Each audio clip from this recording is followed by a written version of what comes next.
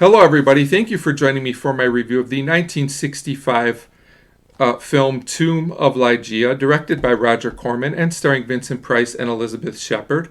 And this was the last of the Roger Corman, Vincent Price, Edgar Allan Poe collaborations. They did quite a few films together, and that might be for the best. I have actually seen a lot of Corman Price movies, and I love most of them. And this one to me was kind of a mixed bag. It was just okay. So maybe they were running out of steam. I'm not really sure. Some of the great traits that I love about these movies are still in Tomb of Ligeia, but I also had some issues with this film that I don't really find in a lot of the other ones. So I'll get to the things I liked first. As always, Vincent Price. To me, he always gives great performances in these films. He's such a natural actor for horror, between his look, his voice, his mannerisms, just his whole presence.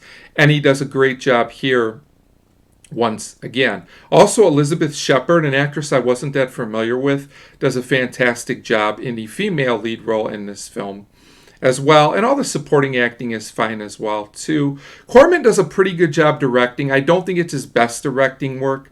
I think there's a few scenes that don't totally work, which I'll get into in my negatives. But for the most part, he always does a solid job. This movie feels a little higher budget than some of the other earlier films in the series.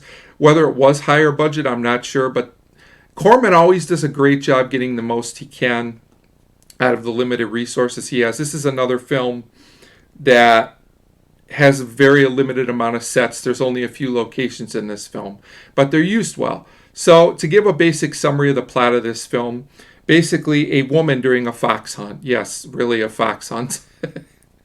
Not too familiar with those, but I think that's what this was at the beginning of this film. Comes across Vincent Price's creepy old place. I'm not sure if it's a castle, estate, whatever you want to call it, where he is a recent widower. Supposedly his wife just passed away. Or did she? We're not sure if his wife is still alive, or if she's dead, or if Vincent Price is behind some sinister motives. And there's also a creepy cat wandering around, per the box art here.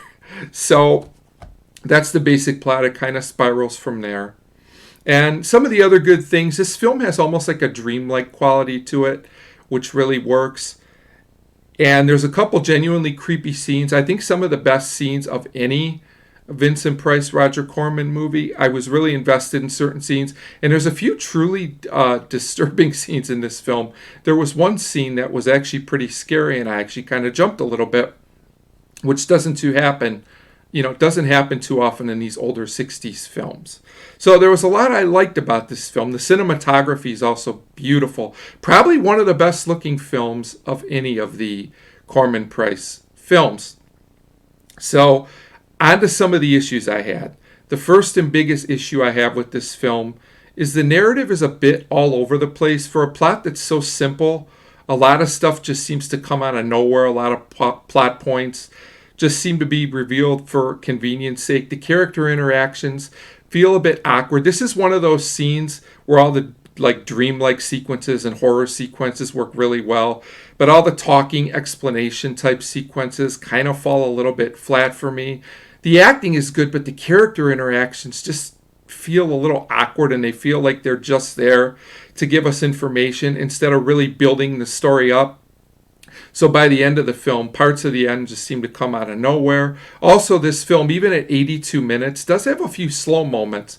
I generally find that these Corman Price movies fly by, but I looked at the clock a few times in this one just to see how much was left. The film isn't totally slow or anything. It just felt like a few sequences were kind of repetitive, and that even at 82 minutes, this film seemed like it could have trimmed 20 minutes without losing a whole lot, honestly. And also, this is one of those films where it feels like it should end about 3 times. I kept thinking, oh, that's the end, that's the end.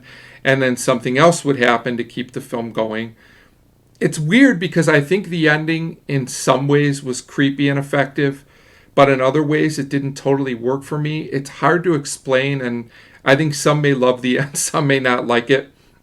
It just felt a bit strange, if I'm being honest, I guess is the way to say it. Definitely a film I'd watch again. I think it would be an interesting second time watch, but I just didn't think the film was totally effective in what it was going for. So my summation of Tomb of Ligeia is there's a lot of things I liked about the film, but I don't think it totally came together. But I'm still glad to add it to my collection and to see the film because I had never seen it before. Would I recommend it? I would say if you're a fan of all the Corman Price films and you're a completionist, it's definitely not a bad film. It's certainly good enough to watch, and I would recommend watching it at least once.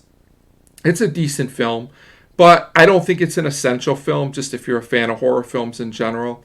It's fine, but like I said, it's kind of a mixed bag for me. If I had to rate it, I would say it's average, maybe slightly above average, as it definitely has some creepy scenes and some good qualities. So that will do it for my review of Tomb of Ligeia.